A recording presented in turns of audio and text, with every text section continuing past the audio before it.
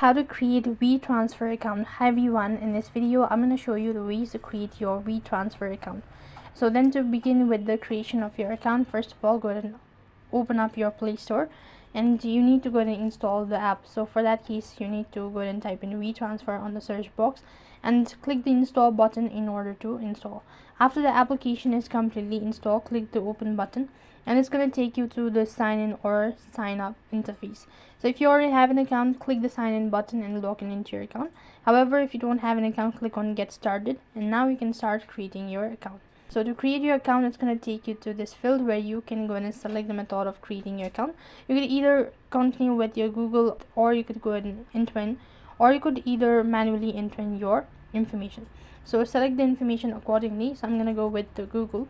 When you do that or choose the account, click the continue button as well, and now it's going to take you to the field where you have successfully created your account. So all you have to do is just manually enable all of the permission that you need, and you've successfully created your Wetransfer account.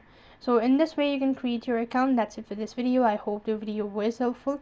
Make sure to like, share and subscribe to our channel. Thank you for watching. See you in the next video.